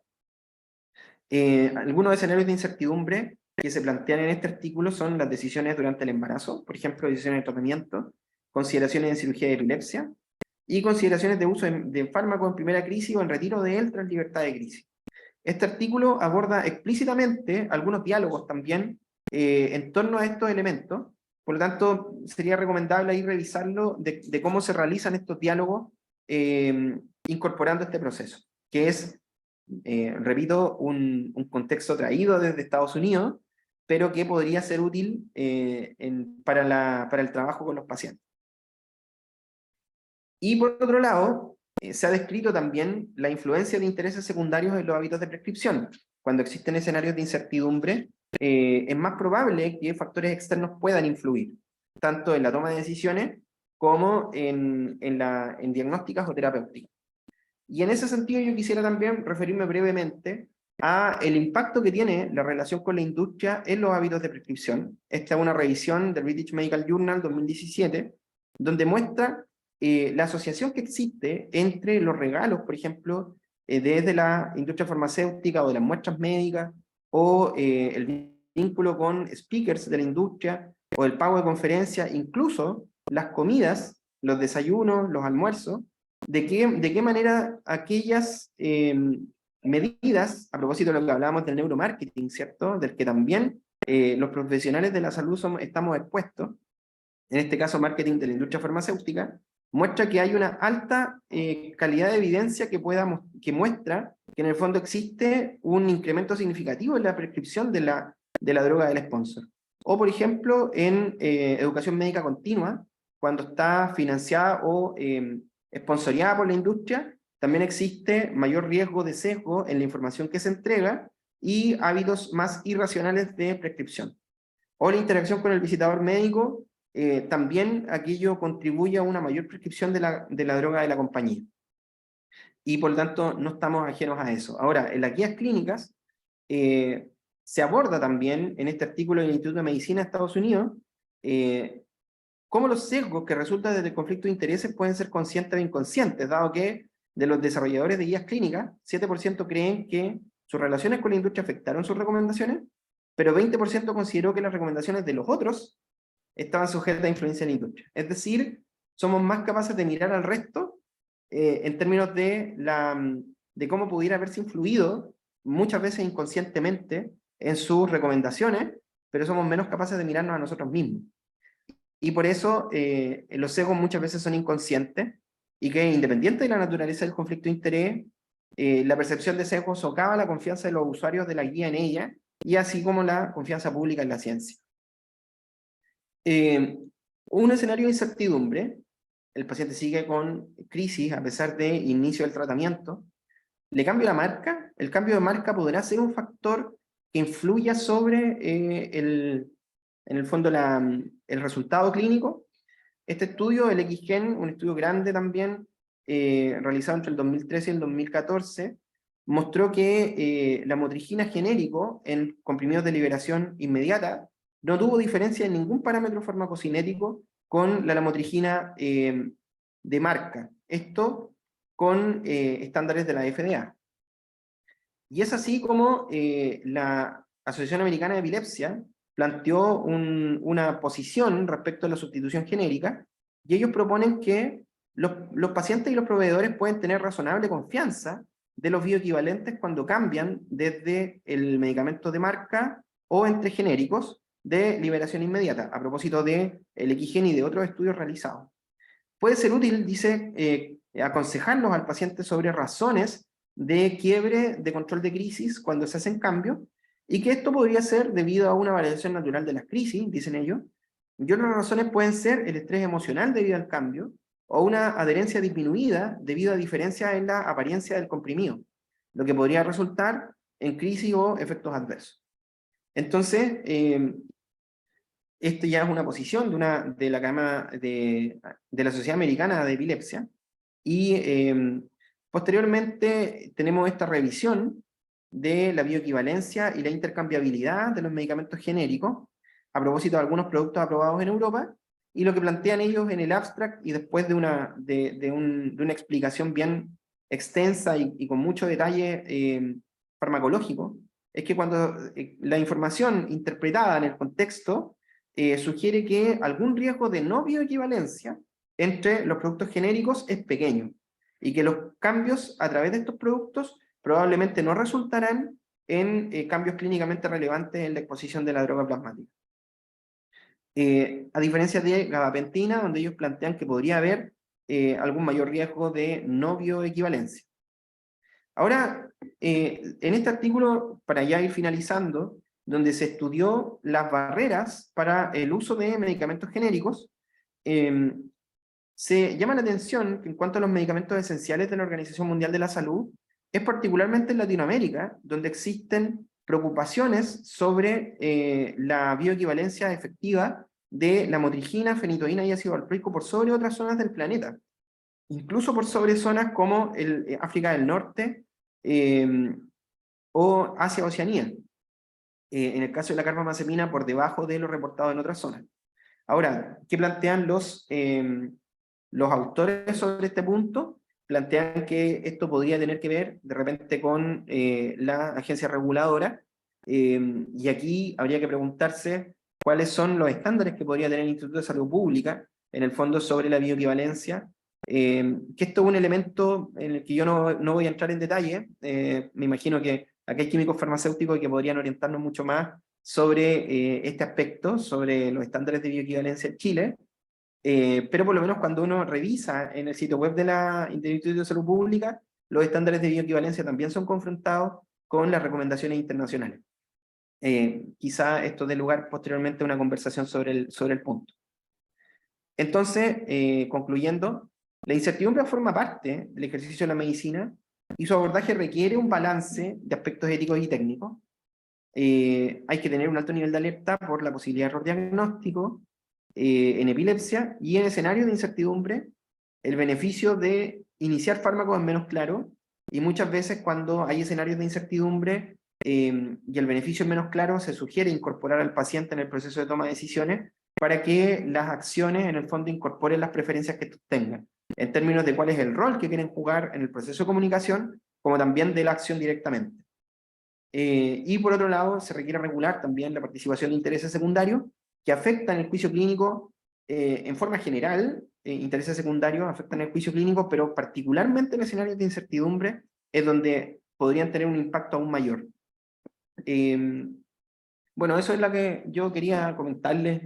Les pido perdón por la extensión. Espero que esto dé lugar quizá a alguna conversación o si hay preguntas de parte de usted. No, excelente. Para nada, Sebastián, perfecto en el tiempo, en la presentación, así, muy, muy agradecido. Y yo creo que dejaste una muy buena propuesta para el equipo de química y farmacia, ¿no es cierto? ¿Qué pasa en Chile, ¿no es cierto?, con los medicamentos que son originales versus los bioequivalentes. Todos tenemos algunas impresiones, ¿no es cierto?, marcas, etcétera, o de cómo mejoran o no la adherencia de los pacientes, cosas tan pequeñas como puede ser hasta el sabor de la pastilla, la forma de la pastilla, cómo eso puede modificar el tratamiento de nuestros pacientes. Y no, muy, muy agradecido por la presentación. Karina, ¿tú me ibas a decir si hay algunas preguntas? Sí, quería comentar, no sé si está el doctor Godoy por ahí. Estuve ahí con la presentación de Sebastián. Me estaba acordando uno de los grandes aprendizajes que tuve en la formación con el doctor Godoy, que era cuando uno estaba viendo en el electro, no sé si mejor cuente usted, doctor. No sé. ¿No? Sí. No, sí, estoy Me escuchando. quedó muy marcado ese aprendizaje y yo creo que sería bueno compartirlo con el resto. Es mejor equivocarse a menos y no quemar al paciente partiéndole tratamiento. Sí, a ver, bueno, muy buena tu presentación, Sebastián, te la agradezco, muy clara, y hace algunos puntos muy, muy notables. Obviamente la incerteza nos acompaña en medicina, pero yo creo que en epilepsia más que en el promedio de medicina. O sea, efectivamente hay muchas situaciones, desde luego la complejidad de los síntomas, que pueden ser muy variados, la dificultad de los testigos para reconocer e informar apropiadamente, en fin, mil cosas que nos hacen la vida un poco más difícil que yo creo que para otras condiciones. Pero igual tenemos que lidiar con ellas, ¿cierto? Responsablemente. Creo que lo que dice Karina apunta un poco al hecho de ponernos los que somos electrofisiólogos en lugar del clínico, ¿ya? Y en ese sentido, nuestro predicamento siempre ha sido que tenemos que ser conservadores en los diagnósticos. ¿En qué sentido? En que, como en todas las cosas en medicina, hay casos que son clarísimos y uno no tiene por qué, digamos, hacer ningún cambio en eso, tanto para que sean normales o para que sean anormales. Pero siempre hay zonas grises en las que uno honestamente tiene la duda de cómo interpretarlo. Y el tema ahí es nunca transmitir al clínico esa duda. ¿Por qué? Por dos razones. Una, porque en el fondo si nosotros, que tenemos todas las chances con el computador y el registro, no somos capaces de definir, ¿cierto? Menos lo va a poder hacer el pobre clínico que recibe el informe y que uno le dice podría hacer, bueno, pero eso no lo podemos hacer, ¿no? Y lo segundo, por el daño que podemos provocar cuando exageramos lo que decía un poco Sebastián, ¿no es cierto? Cuando exageramos el diagnóstico electroencefalográfico. Si alguien dice que es una punta o una espiga, y no es ni una punta ni una espiga, y no hemos equivocado, el clínico necesariamente va a tener que poner epilepsia como una de las principales sospechas diagnósticas, evidente, ¿no es cierto? Por lo tanto, si nosotros equivocadamente decimos que es normal, que no era una punta ni una espiga, el clínico todavía tiene la chance de, a través de otros métodos semiológicos o lo que sea, definir si cree que el paciente tiene todavía una epilepsia. De modo que es una conducta, digamos, que en el fondo pretende ayudar al clínico más que otra cosa y no perjudicar al paciente. Perfecto. Tenemos también comentarios aquí del doctor Ramírez. Sí, gracias, doctor. Es tremendamente interesante e importante el tema abordado por el doctor Vega, pero, o sea, la incertidumbre diagnóstica es uno de nuestros problemas más tremendos, como él dice, nos afecta en epilepsia más que en ninguna otra área de medicina, excepto quizás la psiquiatría y por razones similares. Yo creo que es absolutamente cierto que hay dos factores esenciales que tienen que ver con nuestra alta tasa de incertidumbre. Una de ellos es el nivel de conocimiento médico. No todos los médicos saben lo mismo. Y eso se soluciona con un criterio básico que es, si usted no puede llegar a un diagnóstico de certeza, derive al nivel superior a quien sabe más. Ahora, si usted encuentra que no tiene a quien más derivar, revise su hipótesis periódicamente. A mí me ha ocurrido revisar una hipótesis después de 20 años. y haberme dado cuenta que me equivoqué en la primera, sin haber causado nunca gran daño, pero haberme equivocado me ha ocurrido y yo creo que a todos nos va a pasar. A ustedes les va a pasar. Segundo criterio es el de sistema. Hay fallas, hay momentos en que el sistema va a fallar siempre. ¿Cuál es el caso? Por ejemplo, limitación de tiempo de consulta. Nosotros seguimos los criterios de Europa y de Estados Unidos, pero ojo, mientras que aquí en Valparaíso el doctor Enzo Rivera dedica 1 hora a ver a un paciente nuevo y así lo hace todo su equipo, en Estados Unidos dedican 17 minutos, en España 14, en Alemania 18, eso es un chiste, es imposible que no haya errores. Por eso es que el primero de estos trabajos que se menciona es el de Ben-Badid, que dice el 30% de los pacientes derivados de cirugía de la epilepsia no tenían epilepsia, pero obvio, si nunca jamás fueron evaluados de modo correcto clínicamente, o sea, fueron evaluados en 20 minutos, era imposible que se cometiese una enorme tasa de errores. Ahora, esto tiene una repercusión enorme desde el punto de vista de nuestro protocolo de epilepsia, que se atrasa, entre otras cosas, porque los médicos no hemos entregado nuestras colaboraciones, pero que estos puntos tienen que estar extremadamente claros. Tiempo de consulta tienen que ser para neurólogo de 45 minutos por lo menos, y para epileptólogo de 1 hora por lo menos. No podemos quedarnos con los 4 minutos que se dan en Japón para la primera evaluación. Bueno, eso por medicina general. ¿Bien? Pero de ese modo yo creo que tenemos que abordar el problema y con eso vamos a reducir necesariamente nuestra tasa de incertidumbre.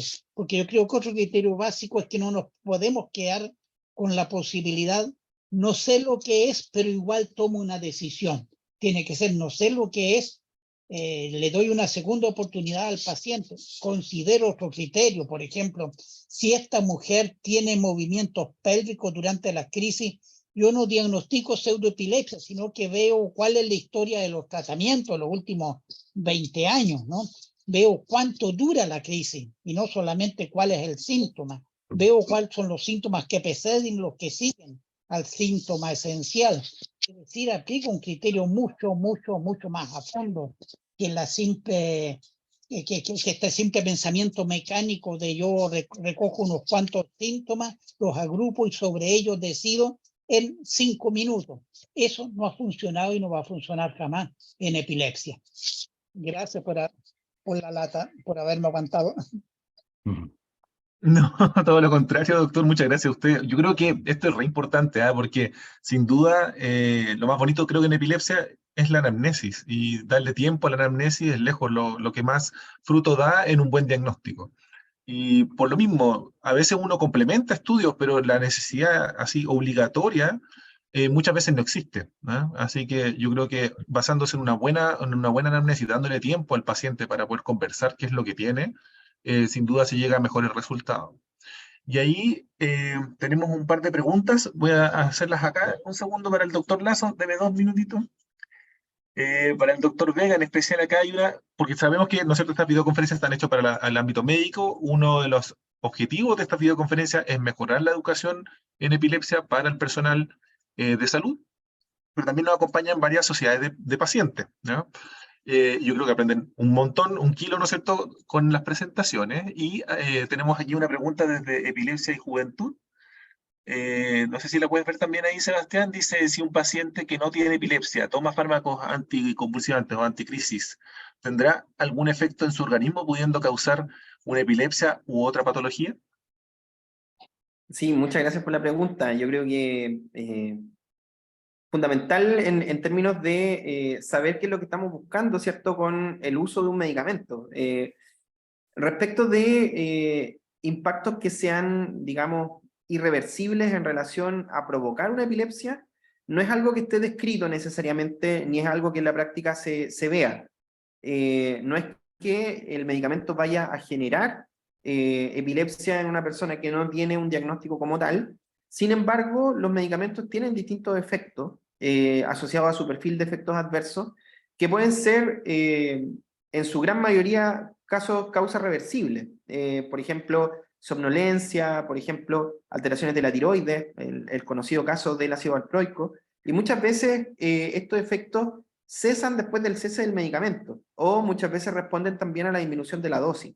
Son escasos los efectos que pueden ser irreversibles.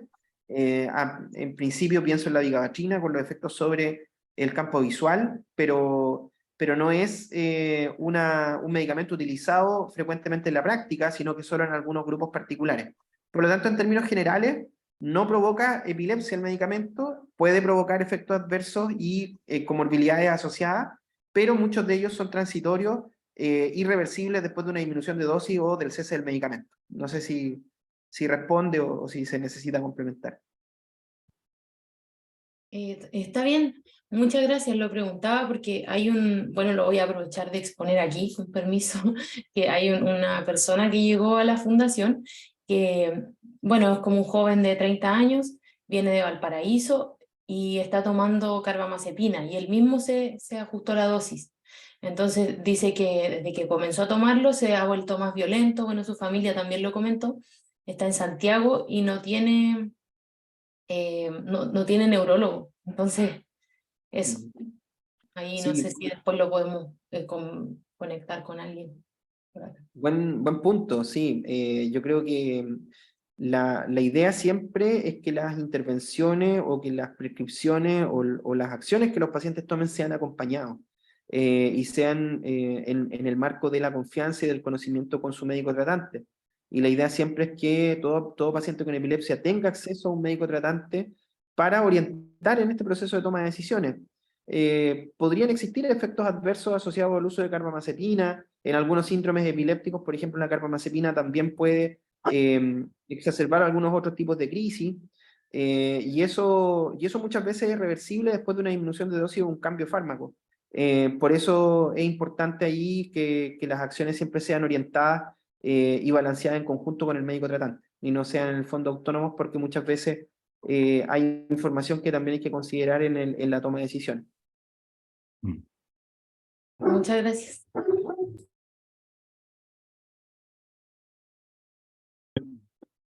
Tenemos comentarios también del doctor Lazo y después el doctor Godoy. Doctor Lazo. Hola, buenos días. ¿Me Buen escuchan? día. Dos cosas. Un tema tiene que ver con el consentimiento informado en relación a la charla de Jaime Godoy en pacientes que tengan dificultades y hay limitaciones con el consentimiento. Si bien la ley nueva que ya impidió esa condición, igual de una u otra manera generaron unas salidas alternativas que tienen que ver con que si hay un paciente con retraso mental severo o una demencia, puede hacerse un tema de un certificado de un cuidador que se hace ante notario, ¿ya? Entonces, así se consigue la autorización para participar de protocolos de cualquier tipo. Yo he trabajado en protocolos de epilepsia refractaria, entonces se consiguió por ese lado. De tal manera que el tema de las limitaciones de, entre comillas, de intervenciones cerebrales en pacientes con daño cerebral, con el tema del consentimiento, de una u otra manera se podría salir. Por otro lado, en relación a la charla de Sebastián, con el tiempo y las aguas, nosotros hemos visto dos cosas. Uno, el acceso a los videos de hace 20 años atrás, cuando uno salió de la beca de epileptología, era poco o nada asequible con los videos domésticos. La gente que tenía cámaras digitales, pero hoy día los celulares a los clínicos nos salvó la vida. Porque muchas veces los pacientes que dicen que tienen 50.000 crisis y tienen 10 electros normales, pero siguen, incluso muchos de estos pacientes están pensionados por crisis, uno puede tener más información con videos artesanales generados por ellos mismos, ¿ya? Y eso nos ha salvado mucho el pellejo a los que manejamos pacientes más complejos.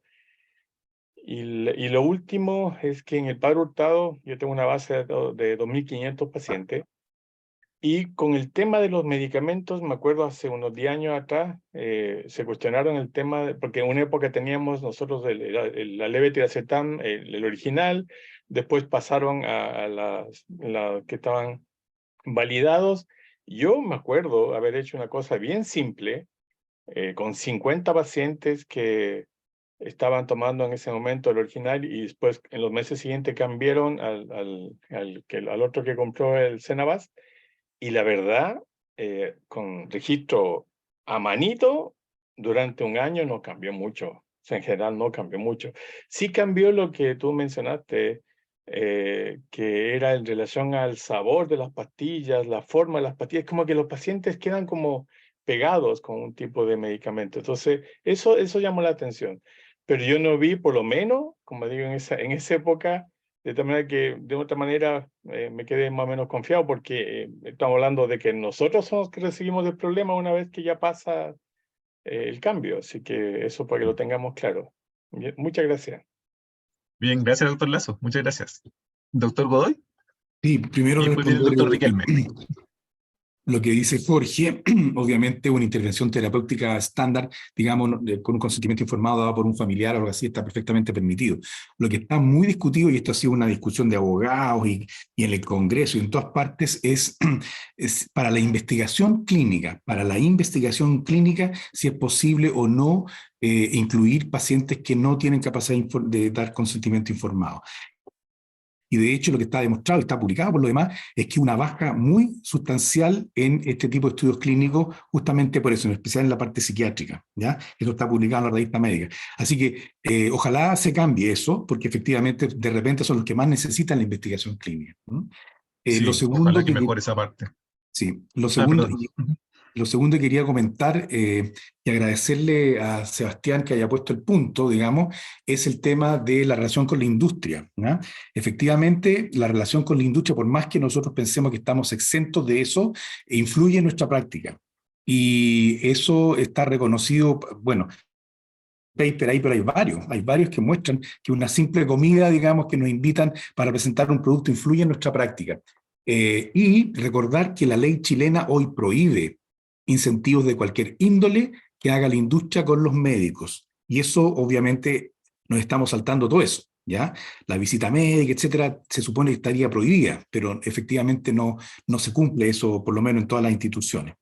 Y lo tercero, yo no tengo en general problema, en cambio, de medicamento de marca a genérico, pero he tenido un par de experiencias documentadísimas en que sí hubo un efecto negativo sobre el paciente.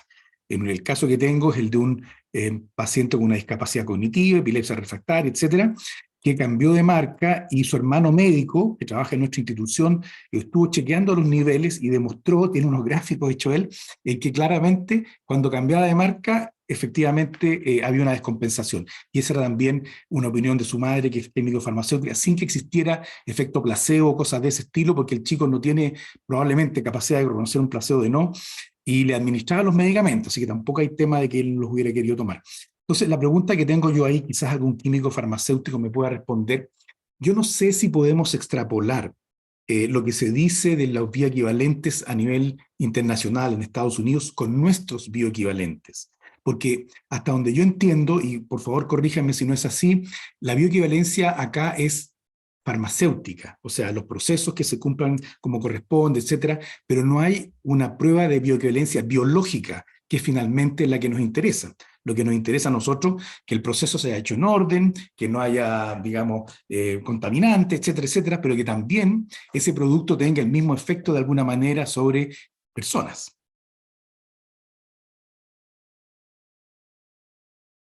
Bien. No sé si podremos contestar eso, pero lo podemos diseñar para una videoconferencia en estricto rigor. Es el tercer punto, doctor. Yo creo que podemos dejar un día para poder discutir sobre las metodologías que se tienen para ingresar medicamentos nuevos y además cómo se hace para los medicamentos que tienen bioequivalencia. Sí, sobre ese punto me sería interesante analizarlo en particular. Perdón, Rodrigo, ahí solamente un comentario al respecto. Pues yo estuve buscando, por ejemplo, los estudios de bioequivalencia de carbamazepina, la motrigina, en la página del Instituto de Salud Pública. La verdad no pude dar con ellos. Simplemente dice que son equivalentes terapéuticos, se reporta si es que es bioexención o es bioequivalencia, pero no aparecen, digamos, los estudios de respaldo, o al menos yo no los pude encontrar, que pudieran fundamentar el por qué los fármacos anticrisis son bioequivalentes o no. Por lo tanto, yo creo que sería un punto interesante de analizar, de todas maneras. Eso yo quería agregar. Bien, lo tomamos con Karina, ¿no es cierto, Karina? Para las próximas videoconferencias, ¿cierto? Bien. Rodrigo, por favor, el doctor Riquelme desde Concepción. Hola, ¿cómo están? Muchas gracias a los dos expositores, tremendas presentaciones de temas súper interesantes y que a veces no tocamos tanto. Después de estereotipia y brevedad, el tercer apellido que deberían tener las crisis epilépticas es la incertidumbre, tanto para el tratante, desde el punto de vista del diagnóstico, la efectividad del tratamiento o del paciente, de cuándo le va a dar de nuevo. Pero nunca hay que olvidar que particularmente en epilepsia el falso positivo hace mucho daño, porque es muy fácil indicar un tratamiento antiepiléptico, pero muy difícil suspenderlo, al menos en adultos.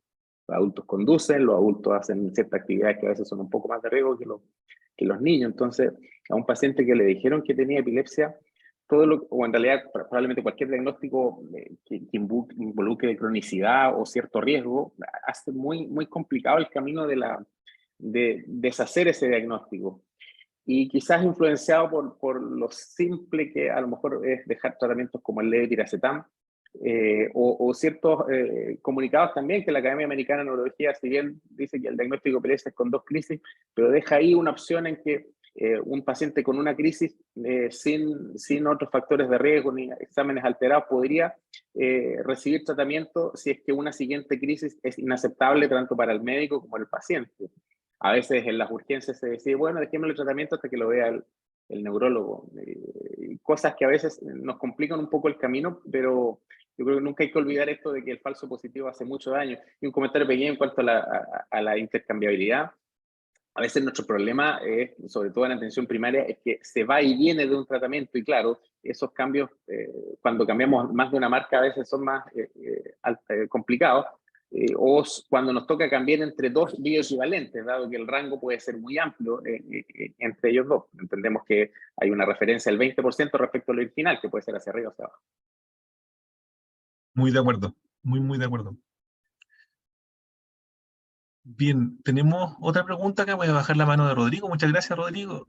Tenemos desde Chiloé, ¿o no? Ah, no, se levantó la mano su... ¿Yesenia? ¿Sí? ¿Puede ser? Sí. Hola, buenos días a todos. Muchas gracias. Desde Chiloé por aquí, del Servicio de Salud, soy nutricionista. Muchas gracias a los especialistas que han expuesto. Es muy interesante el tema desde mi experiencia en la práctica porque tengo el diagnóstico. Básicamente, es como yo creo que hace falta desde el ámbito de la atención pública y precisamente de acuerdo a lo mencionado por el doctor Jaime Godoy, que precisamente también yo quería comentar, pero él expuso lo que yo quería comentar anteriormente respecto a la variación de los fármacos genéricos con respecto a los de marca.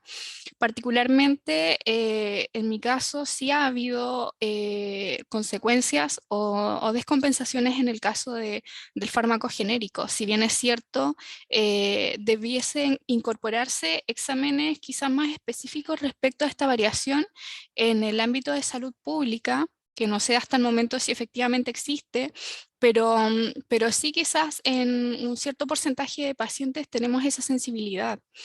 Y esto también consultar porque desde las licitaciones respecto a los fármacos que se usan, que van obviamente renovándose cada año, también debiese existir este estudio en donde efectivamente se constate la bioequivalencia con respecto al fármaco que se está usando por las personas que están diagnosticadas con epilepsia y que tienen esta indicación de fármacos de marca debido a la variación que se produce en los niveles.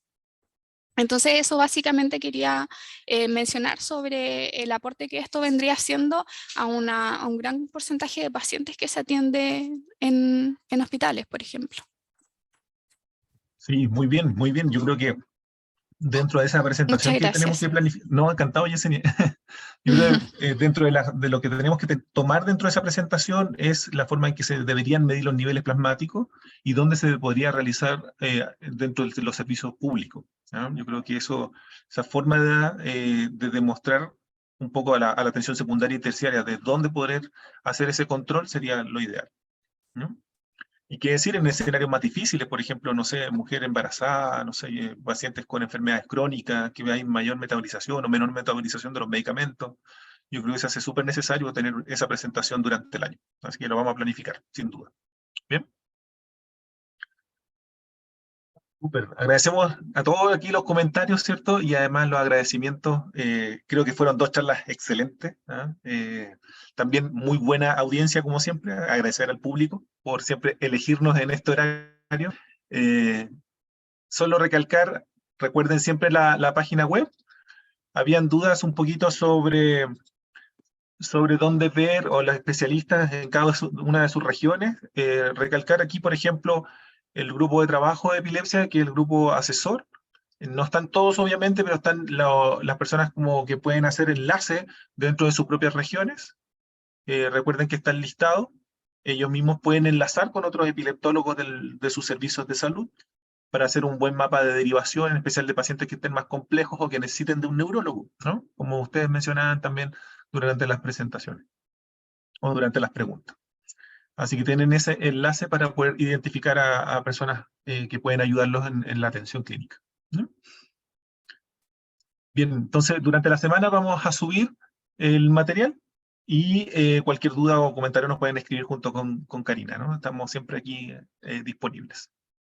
Agradecer a los expositores, cuídense mucho, que tengan un bonito día. Que estén bien, cuídense. Chao, chao. Gracias, chao. Chao, gracias. Muchas gracias.